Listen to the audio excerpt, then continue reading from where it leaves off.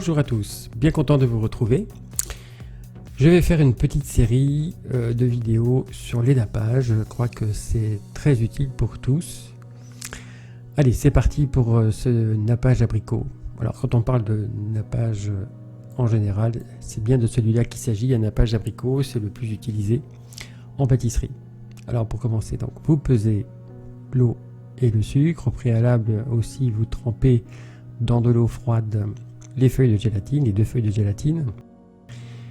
Et il va falloir donc faire cuire ce sirop à 130 degrés. Alors un petit rappel concernant les nappages, à quoi servent-ils? Alors ils ne servent pas qu'à faire briller, même si c'est la première chose que l'on voit. Le plus important, c'est de protéger les fruits de l'air, de façon à ce que les fruits ne s'oxydent pas, puisqu'en fait l'oxydation due à l'oxygène qui est dans l'air attaque les fruits. Donc si on veut qu'une tarte reste bien jolie, et bien donc le nappage, c'est son rôle principal. Alors arrivé à 130 degrés, mettez les fruits et mélangez bien de façon à ce que le jus des fruits commence à sortir. Voilà, bien mélanger le tout. Alors ce nappage abricot sert aussi de base pour le miroir framboise, puisqu'on va se servir d'une partie de ce nappage pour pouvoir réaliser, en rajoutant des framboises par la suite. Je montrerai ça dans une prochaine vidéo. Et donc le nappage de base, c'est celui-là. Alors vous pouvez le conserver en congélation et vous en servir quand vous en avez besoin. Je vous conseille en fait de faire des petites quantités comme c'est le cas ici, et puis de les mettre dans un petit bac bien fermé et en congélation. Une fois que vous l'avez utilisé, ça revient très très bien, vous pouvez l'utiliser sans problème. Alors, ensuite faites bien bouillir entre 10-15 secondes et ça suffit.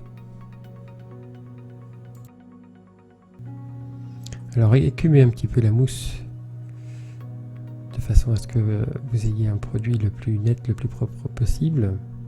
Voilà, vous l'enlevez avec l'écumoire. Préparez un petit récipient avec de l'eau. Ensuite bien mixer.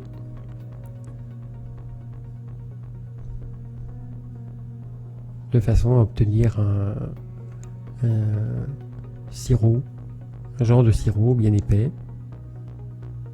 Alors l'utilisation ensuite du nappage est de 40 degrés, 35-40 degrés, de façon à ce que cela nappe bien, donc c'est pas trop chaud. Alors dans l'idéal, préparez vos nappages la veille, de façon à, en fait, à ce qu'ils se posent la nuit, bien que je fasse assez attention pour ne pas faire du bulle, mais sur une petite quantité comme ça, c'est pas toujours évident. En fait, ce produit va retomber, les bulles vont remonter, et vous aurez un meilleur résultat en fait le lendemain. Pour tous les nappages, c'est pas spécialement celui-là.